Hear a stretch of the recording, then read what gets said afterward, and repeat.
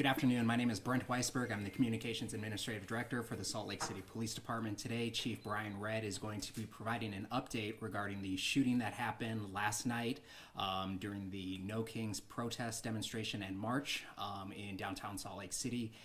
Keep in mind that the information that we are providing is still preliminary and the investigations are ongoing. We will be able to take a few questions afterwards. I'll turn the time now to Chief Redd. Good afternoon. Thank you for being here. I want to thank Deputy Chief Siebenek and Commander Alma Sweeney from our Investigations Division for being here with me today. I want to thank all of you for being here as well. First of all, we send our condolences to the family of the individual who was deceased at the hospital last night, and also for anyone else impacted by this event. No one should fear coming to a demonstration, peaceful and lawful demonstration in our city. And what happened last night was sudden and alarming and not representative of our values here in Salt Lake City or in our state here in Utah. In the coming days, we'll learn more as the investigation progresses, but we will provide a few more details today. But before I do that, I just want to thank again the brave men and women of the Salt Lake City Police Department and our allied agencies for their response to this sudden and unanticipated action that occurred. Our teams acted with courage and professionalism and responded very quickly in the middle of a lot of chaos. As one of our officers said today, when you think we talk about all the time officers running toward gunfire, and that's exactly what happened last night. And one of our officers said, it's easy to run toward gunfire when you're with highly trained and well-coordinated officers. And so this is representative of what our Salt Lake City officers and our allied agencies are willing to do every day for the public.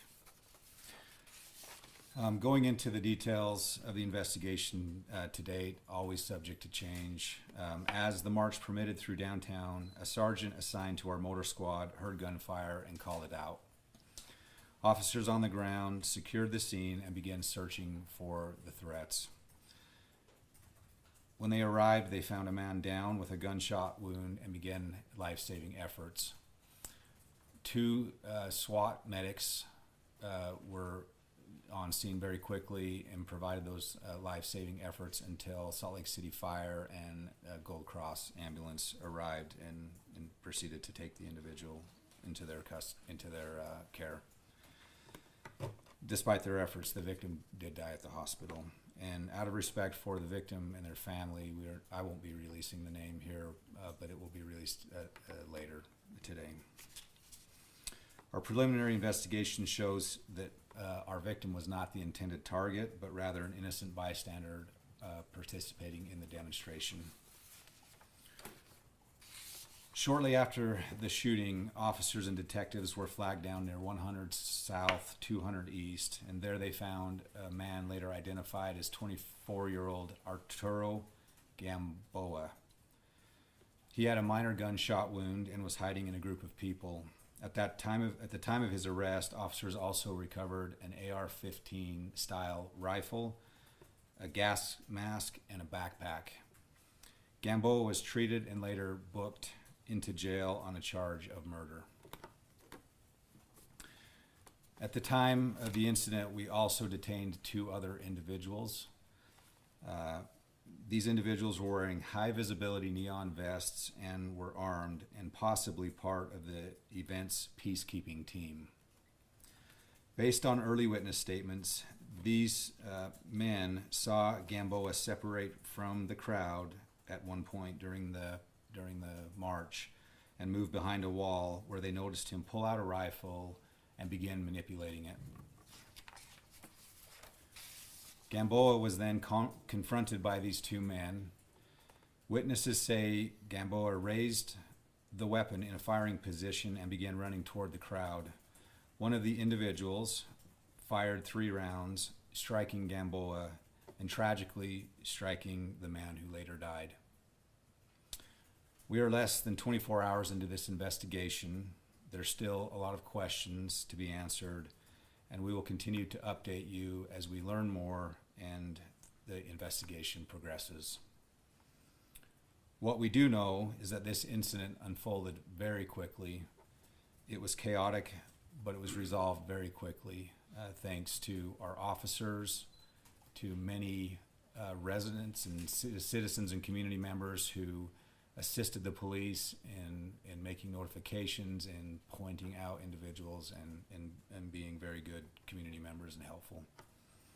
Our detectives are working closely with the Salt Lake District Attorney's Office to ensure a thorough review of all the facts.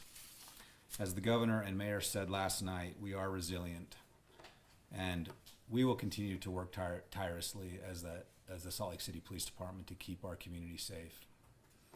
Again, I want to thank our officers, our dispatchers, our fire and EMS personnel, our partner agencies, and so many others who helped support the event and respond to this tragic incident.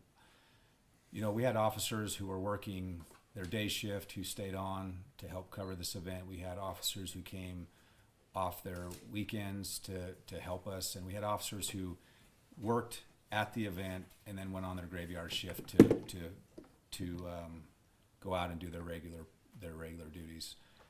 We really do appreciate all that they do for us in our community.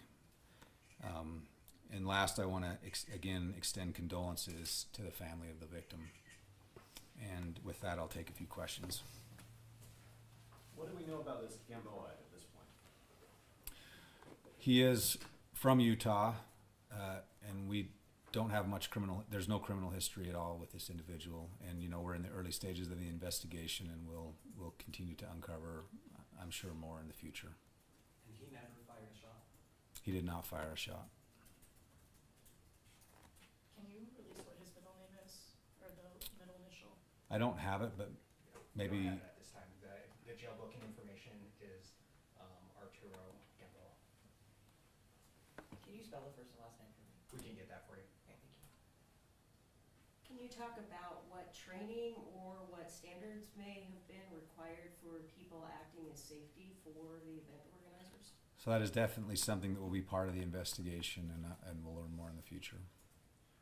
Any charges expected or against the security staff? At this point, the investigation is continuing. We did not take any actions last night on those two individuals.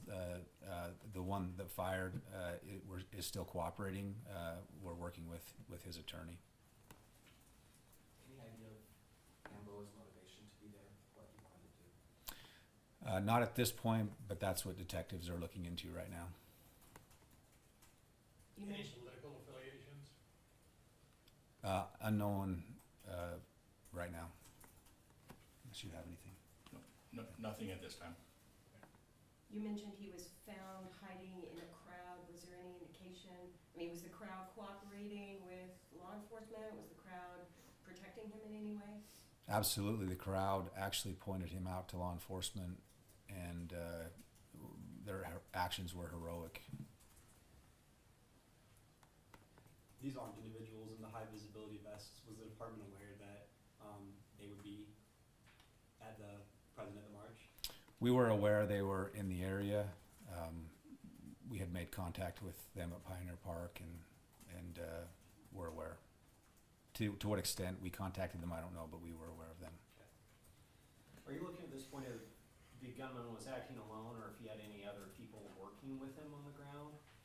We will continue to investigate and look into that. There's no indication at this time that there were others working with him, unless you have something.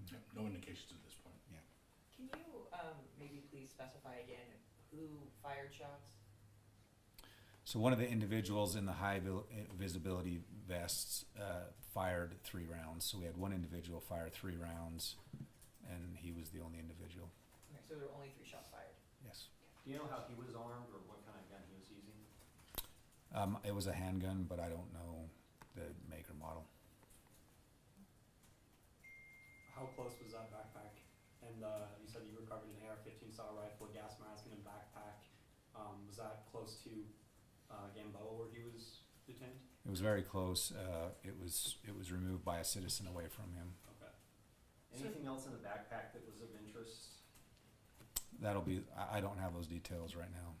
So you are certain that the backpack, rifle, and gas mask belong to Gamboa then? Well, that will be determined in the future. Yeah, but it was in the proximity, and it also matched what we had, the description of what we had at the original site of the shooting.